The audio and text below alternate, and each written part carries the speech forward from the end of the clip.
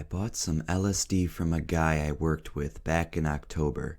They were in sugar cube form. I took them home and put them in my desk. I had tripped on acid a few times before, but either with a friend or at school. I was home by myself one night. I live with my parents, and the temptation was too much. People had told me before to never trip alone because it would send me on a bad trip, but I decided, what the hell? Very bad decision. I took one cube and 45 minutes passed without effect. It usually took about 30 minutes in my previous trips. I took a second and waited about 5 minutes, and I could feel it start to take effect. I wanted to be taking a shower when it fully hit me. It's a bigger trip than you can imagine unless you've done it before. I showered for about 15 minutes and then got out to discover my parents were home early. Okay, I'll just play it off and say I'm going to bed, I thought to myself. I got into my room and laid on my bed looking at the ceiling. I could actually feel and see the ceiling dripping on my face. This was some very trippy stuff. Foolishly, I turned out the light. I got back in bed, and after a couple of minutes, I started getting really scared. I thought for some reason that I was going to die. I would close my eyes for a while, then open them to make sure I wasn't dead yet. My whole life started flashing before my eyes. Sorry for the cliche. It got to the point where I was so scared I was going to die that I thought to myself, I need to get some help before this ends my life. I got out of bed and walked down the hall to the living room where my dad was watching TV. I'm on LSD and I think I'm gonna die, I blurted out. If I was about to die, but needed something to push me over the edge, the look on my dad's face would have done it. What? He was really pissed. He sat me down on the couch and tried to calm me down. From that point on, I only remember flashes of what happened. I remember taking a cushion off the couch and throwing it into the fireplace.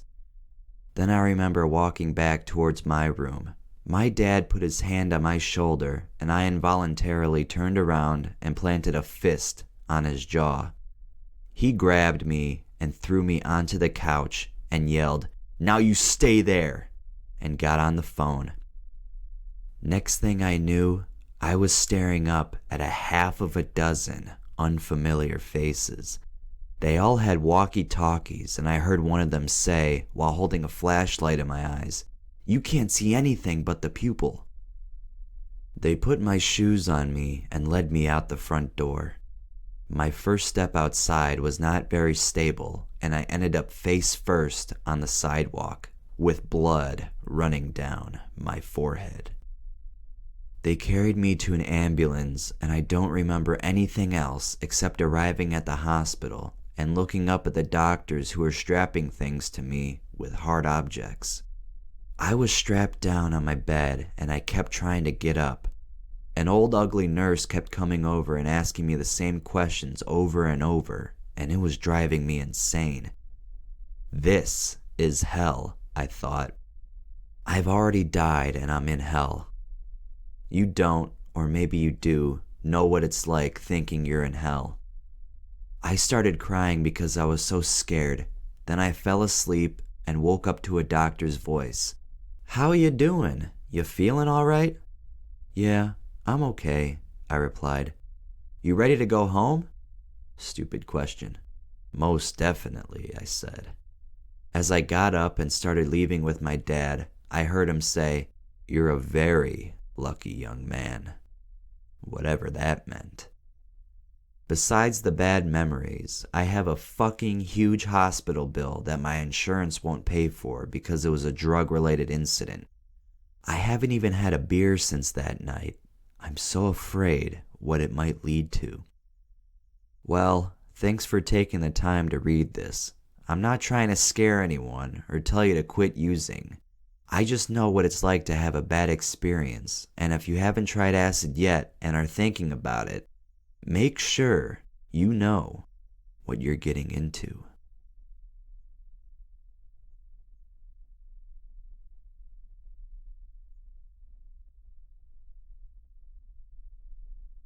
This report was written 3 days following the experience. Me and my boyfriend, I'll call him Sam, both took half a tab of LSD not long ago while staying in a beach condo by the ocean. I was feeling scared to take the acid because of a bad prior experience, but my friends told me prior experience was a research chemical being sold as LSD, so I figured I would give it another shot. I suggested half a tab to start with since I was told it was really strong and I was feeling super nervous. We took a half tab of LSD each and watched a movie on Netflix while we waited for it to kick in. The LSD gave me serious diarrhea and I had to get up and use the bathroom maybe 5 times. I eventually gave up watching the movie to go sit in the living room to meditate. This was the first time I've ever really reached enlightenment from meditation.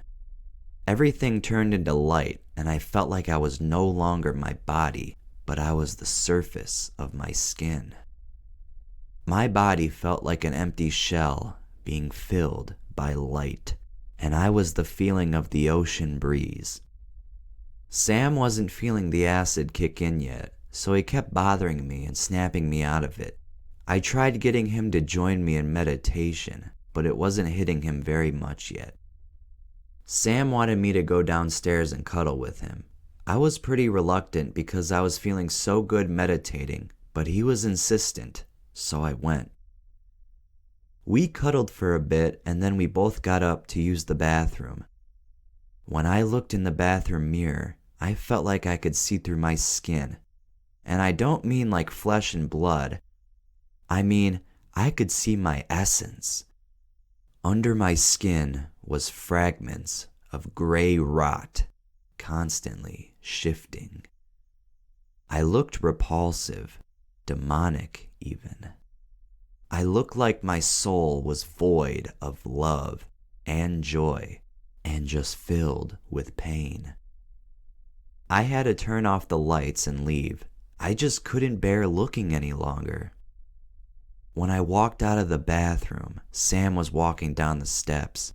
I told him what happened and that I thought I was a monster, and I asked if I was really that ugly. He consoled me and made me feel a lot better. I don't remember much of what happened between this and when we got back downstairs on the bed, so I'm going to fast forward to the scene on the bed. We were both downstairs, laying on the bed, staring at the ceiling. I was watching the flat popcorn ceiling turn into 3-dimensional layers of surfaces and shifting. I started telling a story my friend told me about how a cat would sleep on his friend's face to try to kill him. This made Sam super upset. He just couldn't stand my story. I consoled him to make him feel better. And this is when things got really bad. He started kissing me softly and being gentle, affectionate, and warm. He got closer and with his head in front of my face looking down, he said in a soft voice, "You know how you said you were a monster earlier?" He looked up with his face centimeters away from mine. His eyes were bulging out of his head and pointing in different directions.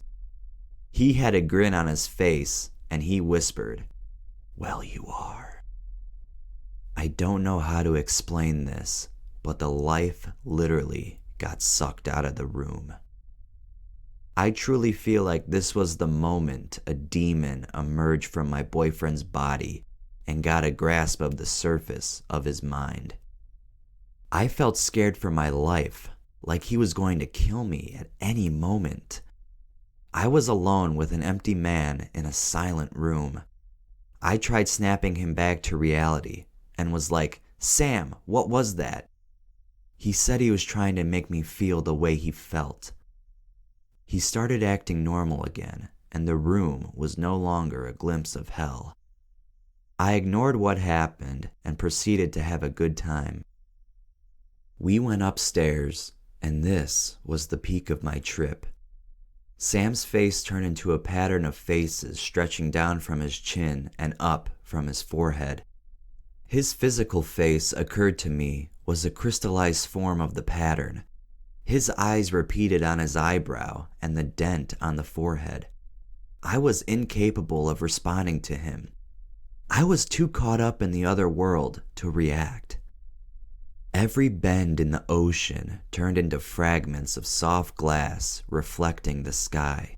It was so beautiful.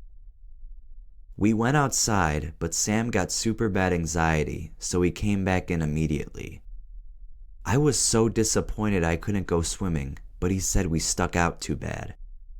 I tried explaining that he was just being paranoid, but that threw him into a rampage of complaining and insulting me. He snapped out of it and realized what he did. This then happened a few more times, and when he snapped out of it, he was crying and saying he was a monster for treating me so badly all the time. He was crying and crying, saying I should leave him and that he should die. This was the first time in the 2 years of dating him that he's ever admitted to doing anything wrong. Other than this one time, everything that goes wrong in our relationship or his life has always been my fault. Usually he screams at me and makes my life unbearable until I say sorry and take the blame, but not this time. He apologized for everything he's ever done, and I told him I loved him forever and that everything was okay. We proceeded to have a great rest of the night. I went to draw and he did math. The next day, he strangled me. This was the first time he ever physically hurt me. I was washing the dishes and he silently came up behind me and put his hands around my neck, just tight enough so that I could not breathe. I knew that if I struggled, his grip would get stronger, so I stood there catatonic, listening to him. He whispered in a soft voice behind me that I was a monster and that he was wrong about the day before. I was responsible for his pain and suffering. He grabbed me by the hair and threw me onto the couch, pinning me down. I was petrified, frozen with tears running down my face.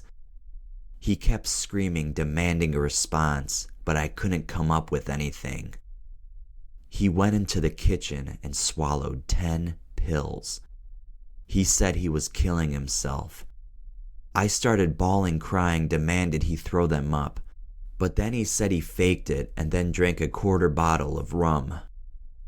The rest of the day was hell. I was scared for my life. I had to clean up the beach house before we left, and sometimes he would just sneak up on me and just stand there looking at me with a crazy smile on his face in silence. I actually had to go outside on the balcony in view of other people so that he would not hurt me. Aside from fearing for my life, the colors of the balcony were amazing. The sand looked like a beautiful pink against the blue sky. The last few days have been really bad. He has repeatedly threatened to kill me, and I don't know what to do or what happened to my boyfriend. He has always been mean, but never like this. His father used to beat his wife, but I didn't think that would mean Sam was violent. While I had a fantastic trip, I think that LSD brought something evil inside of Sam to the surface. I used to think drugs were for everyone, but now I certainly don't. I see how it can sometimes bring the worst out of people instead of the best. I am very unsure of what to do with our relationship and how to fix this, or even if I can fix this.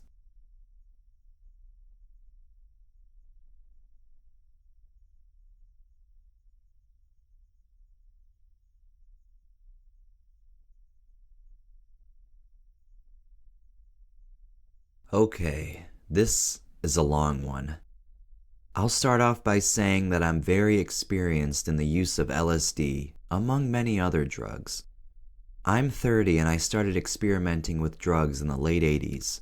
By the time I was 14, I had been smoking weed, eating acid and mushrooms, and snorting coke a few times a month. My drug of choice had always been LSD. During my 4 years of the military, I ate lots of LSD. There were times when I'd eat 10 to 20 hits all at once and would trip for a whole weekend. I did it mainly because it was cheaper than other drugs, and it apparently rarely showed up in a urinalysis. Anyways, I've had many bad trips in the past that were like God tapping me on the shoulder telling me I need to stop, but I ignored the suggestions time and time again. This time was a punch in the face in comparison.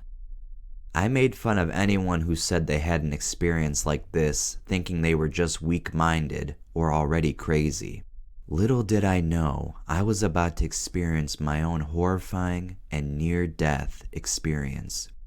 This is where I saw an image of God turning his back on me and letting one of Satan's demons have his way with me for a while to teach me a lesson that I apparently needed.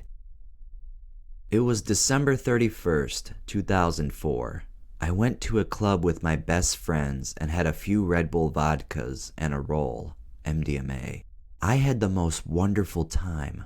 I heard great music, danced my ass off, met a beautiful girl, and went home with her. We had a great time and never went to sleep that night. The next morning I went over to my best friend's, we'll call him A, to continue celebrating the new year while mixing records and stuff. My other best friend, we'll call him P, came over with some wine. We smoked a couple bowls and drank a couple glasses of wine. Then I ate my second pill. This was around 10 a.m. We were contemplating how perfect our New Year's Eve went, and we were looking forward to our New Year's Day. Someone suggested that we eat acid. I forgot that I had a vial I brought over from San Diego a couple months prior. P had grabbed it for me when he grabbed the wine.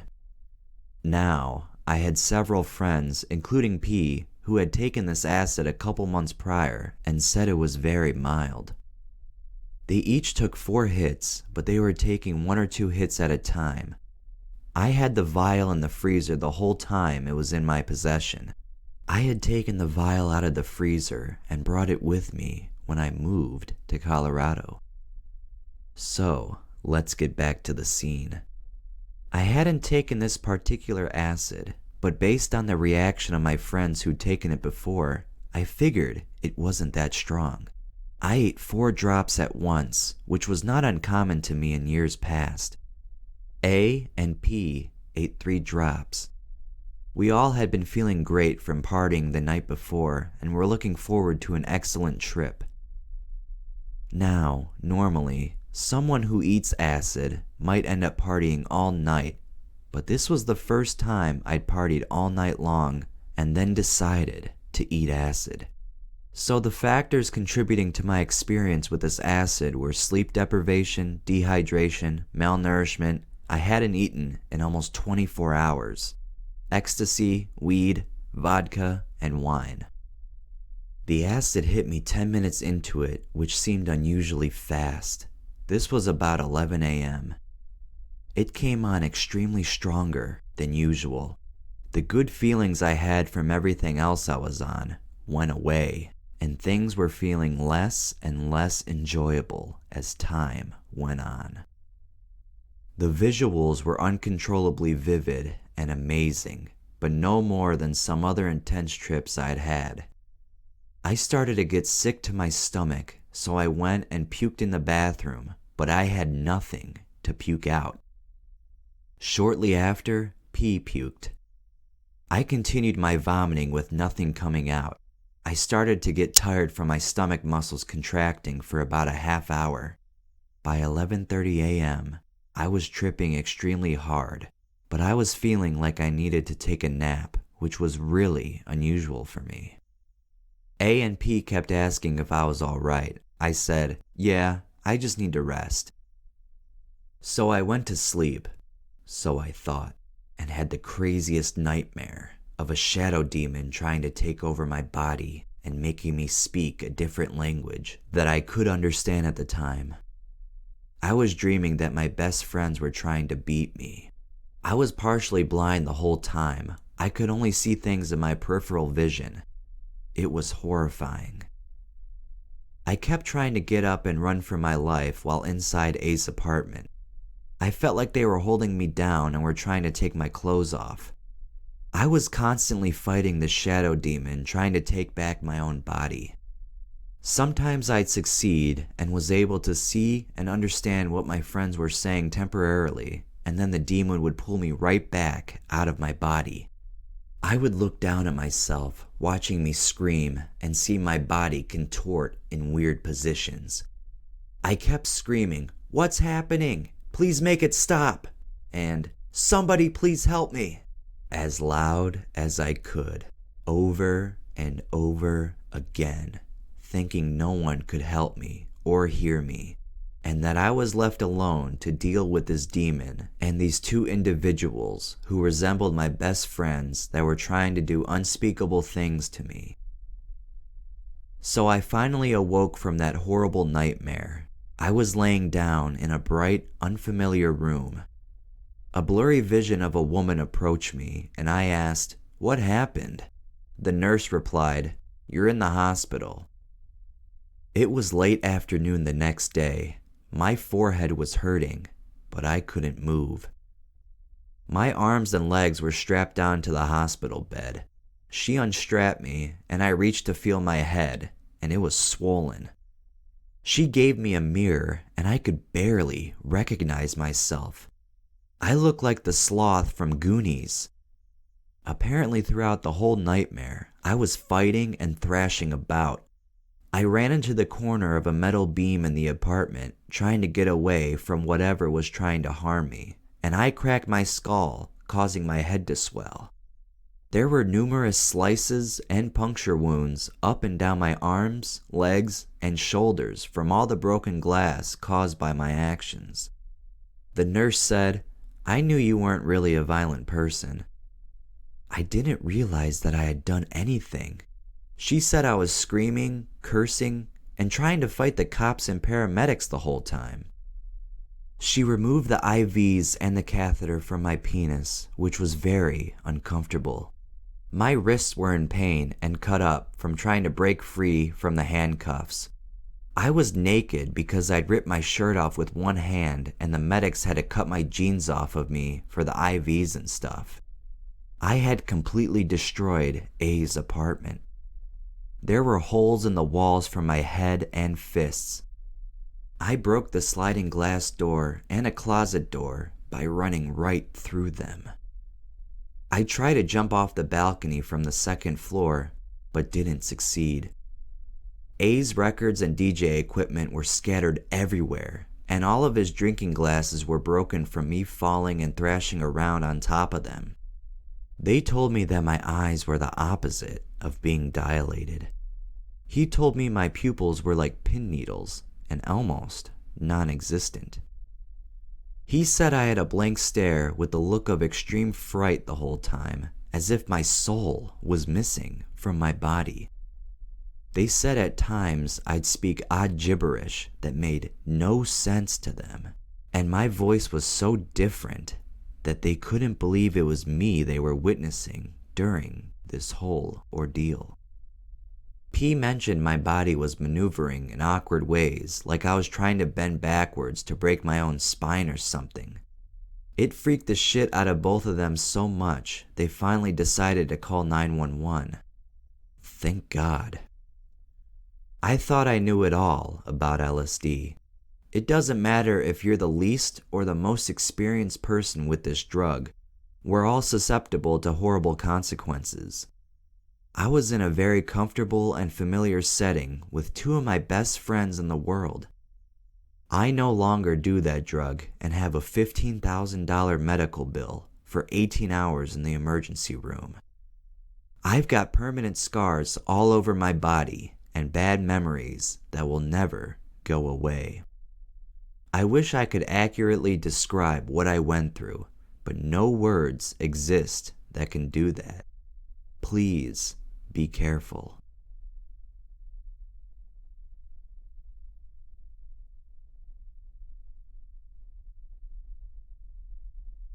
I have been a pretty big stoner for about 3 years now.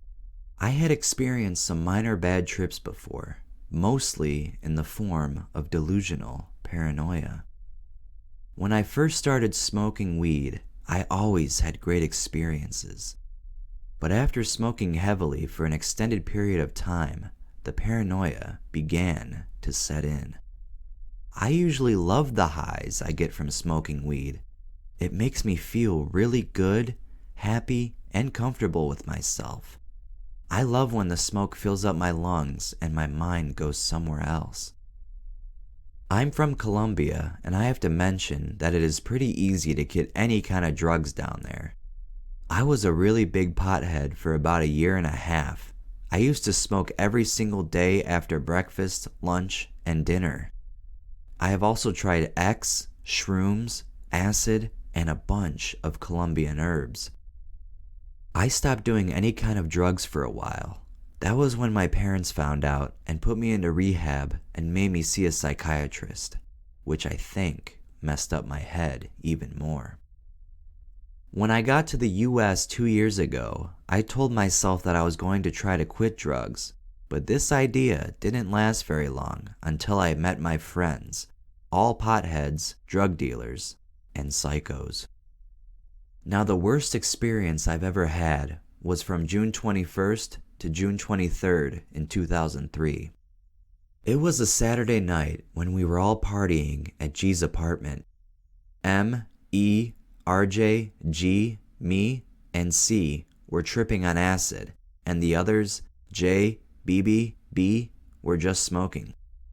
The hardest I have ever tripped was with 3 tabs last year, but this time I took 1, and I was going insane.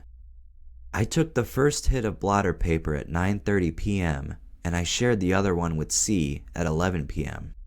When I shared the last half hit, the first hit was already kicking in, and then we started to drink some orange juice. RJ was our drug dealer, and he used to get everything from N, RJ's best friend, drug dealer, depressed guy, self-employed, 23 years old. I've seen N maybe 4 or 5 times. We all have partied together, and I've had maybe 2 conversations with him. So, back to Saturday night. We were all tripping, especially RJ and E. They were tripping really hard. We were all taking wild turkey shots and smoking like crazy. By 3 a.m., I was on my 10th shot. It was maybe 3:15 a.m., and we decided to smoke another bowl in the living room. I started to feel really paranoid, and because I was tripping and smoking since early in the afternoon, my face and legs started to feel numb. I closed my eyes and laid on the floor, and then I had all these funny sensations. Funny pictures. They were all in beautiful colors. Greens and reds and yellows, and they looked like Picasso's pictures. Doors opened up at triangular angles, and there were all these colors in an unreal world. My head was going into crazy thoughts. I wanted to cry, but I couldn't. We were listening to The Doors, I Can't See Your Face in My Mind, my favorite band and one of the best songs. But it lasted forever.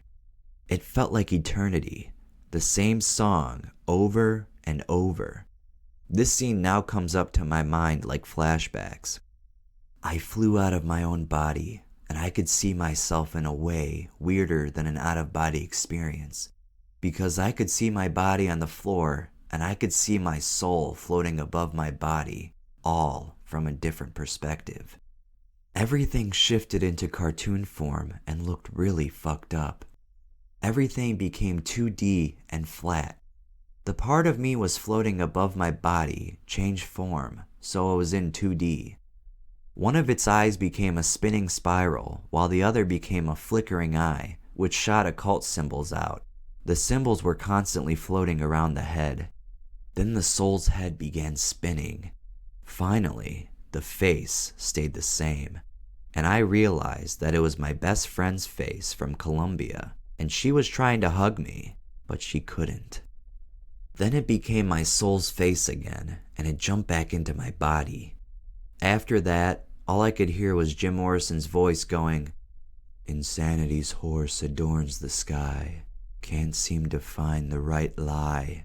Carnival dogs consume the lines, can't see your face in my mind. Over and over and over. I stood up and went to G's room and laid on the couch while G, C, E, M, D, and RJ laid on the bed. Suddenly, the door opened and it was N. He was crying, nervous, and shaking. He went to the room where we all were, talking and laughing at ourselves. He slammed the door and started to freak out. I can't deal with this anymore. I can't handle this. I'm going nuts. My head, it's all fucked up. This is when my trip turned absolutely crazy. I was on the couch and I was upside down. My feet were on the wall and my head was sort of tilted. I felt my eyes coming out of my face. I moved and then I sat normally. N started to yell at RJ, "You gotta get up. You have to help me with this." They went to the bathroom door, but the door was open, so we all saw what was happening in the bathroom. N took a huge-ass bag out of his pants. It was full of everything. Little plastic bags full of weed, crack, pills. It had everything, and he gave it to RJ. "Sell this for me. You're gonna have to call a bunch of customers." And he gave him the bag and a phone book. They got out of the bathroom and RJ was freaking out. N took out a gun and started pointing it at himself. He was crying, "I can't do this anymore. I'm way too fucked up. I want to die." RJ didn't know what to do, and he tried to tell N to give him the gun so he could be killed by a professional killer. N was going crazy, and he pointed the gun at every one of us, screaming at each other and crying hysterically. At that moment, I had a feeling that someone was sticking their high-heeled shoe into my hand, but I couldn't feel it. I moved my hand and they were wet. That's what I felt. I was seeing fire and N's face looked all blurred. I was freaking out. I tried to tell C what I was feeling, but I couldn't manage to articulate my words enough to do so. RJ and N were arguing for a while. I think it was 4:10 when they left. We all decided to smoke a blunt at 4:20 a.m. and play traffic lights, where you can't exhale until the blunt gets back to you. I went to sleep at 4:45 a.m. I had to sleep on the floor. I was still tripping really hard and I felt really uncomfortable on the floor, so I started to think that I was sleeping on a cloud. It felt so good and nice. I wasn't cold or hot. I wasn't happy or sad. I wasn't here or dreaming. When all of a sudden, I began to cry. I was bawling my eyes out so hard that I had to go and wake C up.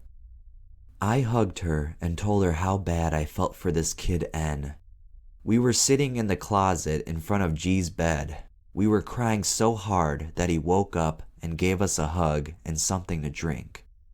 We fell asleep probably at 5:30 a.m. I had the weirdest dream ever.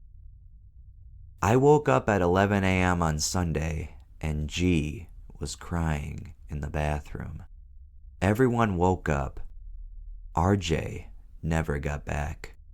We didn't know what had happened the night before until M told us that N killed himself. It was sad, crazy, and unbelievable. D, B, J, C, and me went to Denny's to get something to eat. When we got back to G's apartment, the police were waiting for us. I was so scared because I'm 17 years old. My mom didn't know what I was doing that night, and if the police would have found any kind of drugs in G's apartment, they would definitely send me back to Colombia and messed up my residence papers. They took us and asked us a bunch of questions individually. Nick, N, committed suicide on June 22nd while he was on acid, crack, Xanax, alcohol, and weed. Rich Bonet, RJ, saw him shoot himself. The police found the gun in the pond because RJ panicked and threw it in the lake. That whole entire week, June 21st to June 27th, was the craziest and most fucked up week I have ever had in my short life. Now every time we smoke a blunt, joint, bong, or we take a shot, we do it in memory of Nick. We all went to the memorial, which was pretty sad. All that I can remember now is his face when I was on the couch upside down. I could see really weird shit, like the bullet from the gun penetrating my brain and blood all over. I saw everything and everyone in cartoon form. When we were smoking our last bowl at 420, I felt how the smoke intensely filled up my lungs. I remember every single detail.